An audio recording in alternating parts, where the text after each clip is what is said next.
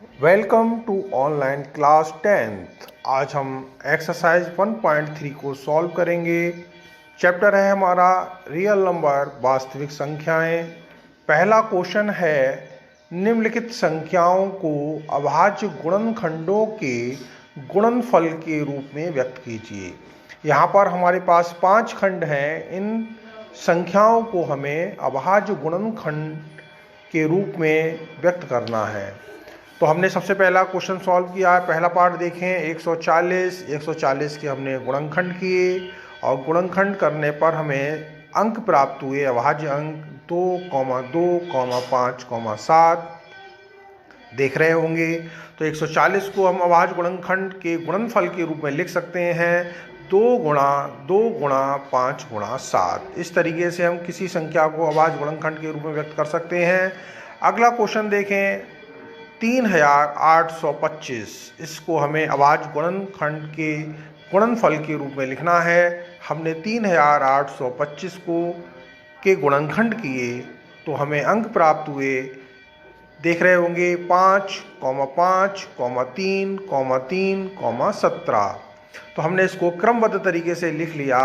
3825 के गुणनखंड हुए हमारे पास 3 गुणा 3 गुणा 5 गुणा 5 गुणा 17। इसी प्रकार से हम शेष खंडों को सॉल्व करेंगे और इनके हम इन संख्या जो दी हुई संख्याएं हैं इनको हम अभाज्य गुणनखंडों के गुणनफल के रूप में व्यक्त करेंगे। क्वेश्चन नंबर 2 भी इसी प्रकार से है। संभवतः सभी बच्चों ने किताबें खरीद ली होंगी। किताबें अगर नहीं खरीदी हैं तो सभी बच्चे किताबें खरीद लें। गणित की किताब आपको एक्टिव की लेनी है, चित्रा प्रकाशन की। उसी से हम आप लोगों को ये एक्सरसाइज करा रहे हैं। आगे देखते हैं क्वेश्चन नंबर 3। बहुत ही अच्छा सवाल है, इंपॉर्टेंट क्वेश्चन है। इस तरीके से क्वेश्चन और भी बन सकते हैं। जांच कीजिए कि किसी प्राकृतिक संख्या n के लिए संख्या 6 की पावर n अंक 0 पर समाप्त हो सकती है। यहाँ हम देख रहे हैं 6 की पावर n संख्या 0 पर समाप्त जब होगी, ये कंडीशन होती है कि जब वह संख्या 5 से विभाज्य हो, अर्थात वह संख्या 5 से कट जाए। यहाँ हम देखते हैं 6 की पावर n के अभाज्य गुणनखंड के गुणनखंडन में अभाज्य संख्या 5 आनी चाहिए। मतलब अगर हम ये संख्या जो 6 है, 6 पर घात लगी है n, तो पहले तो हम 6 के गुणनखंड देखें तो 6 के अभाज्य गुणनखंड हुए हमारे पास 2 और 3। हमारे लिए कंपलसरी है किसी की घात n का मान 0 पर समाप्त तभी होगा जब उस संख्या के गुणनखंड में 5 और 2 दोनों होने चाहिए। तो यहाँ हम देख रहे हैं गुणनखंड में 2 तो है लेकिन 5 नहीं है। तो हमने लिखा है कि यहाँ अभाज्य संख्या 2 और 3 है, अर्थात 6 के जब गुणनखंड किए तो अभाज्य संख्या 2 और 3 है। इसमें अभाज्य संख्या 5 नहीं है। अतः हम कह सकते हैं कि 6 की पावर n संख्या 0 पर समाप्त नहीं होगी। ये हमारा क्वेश्चन नंबर 3 सॉल्व हो गया। इसके बाद हम क्वेश्चन नंबर देखते हैं 5वां। ये भी क्वेश्चन अच्छा है, इम्पोर्टेंट है। इसमें क्या दिया हुआ, व्याख्या कीजिए संख्या 7 गुणा 11 गुणा 13 प्लस 13 और दूसरी संख्या है 7 गुणा 6 गुणा 5 गुणा 4 गुणा 3 गुणा 2 गुणा 1 प्लस 5। ये जो संख्याएं हैं भाज्य संख्याएं हैं।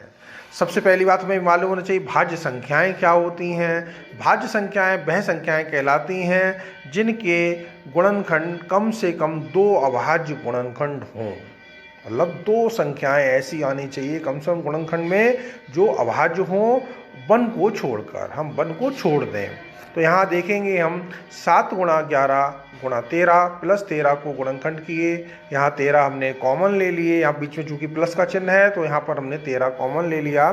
और 13 कॉमन लेने के बाद में देख रहे होंगे यहाँ पे हमने ये कॉमन लिया हुआ है, ये 13। और उसके बाद आगे बढ़ते हैं तो बचा हमारे पास 7 गुणा 11 77 हो गए, प्लस 1 78।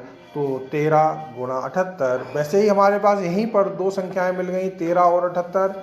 चाहे हम तो 78 के गुणनखंड कर सकते हैं, लेकिन अगर नहीं करते तो कोई बात नहीं है। 78 के हमने गुणनखंड कर लिए 2, 3 और 13 संख्याएं और मिल गई।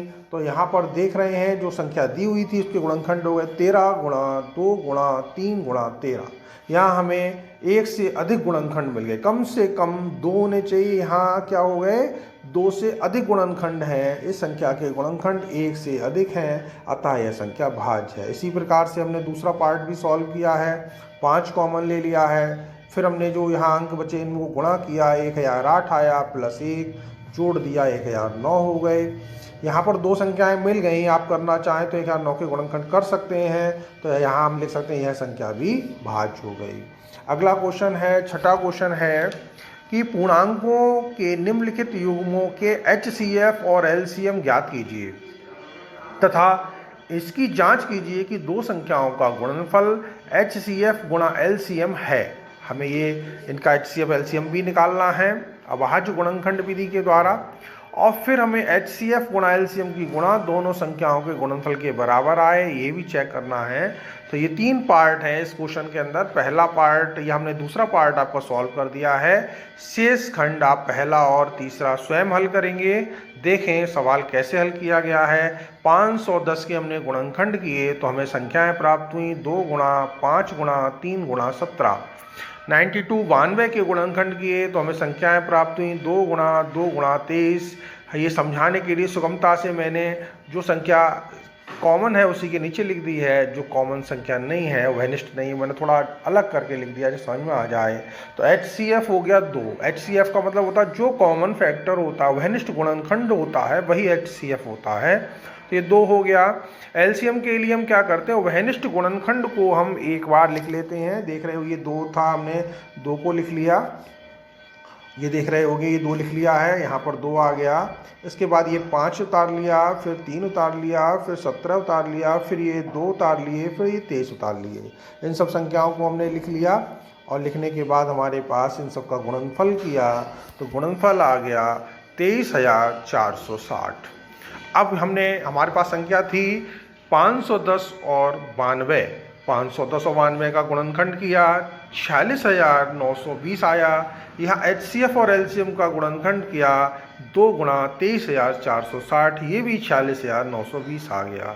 हम कह सकते हैं अतः 2 संख्याओं का गुणनफल HCF और LCM के गुणनफल के बराबर है। ये क्वेश्चन सॉल्व हो गया। इसके शेष खंड आप लोगों को सॉल्व करने हैं। आज के लिए इतना ही। ये काम हल करेंगे, अपनी कॉपी पर उतारेंगे, शेष खंडों को अपनी कॉपी पे हल करेंगे। कहीं कोई दिक्कत हो तो आप क्लासरूम पर कमेंट करें, बताएं कहाँ समस्या आ रही है। धन्यवाद।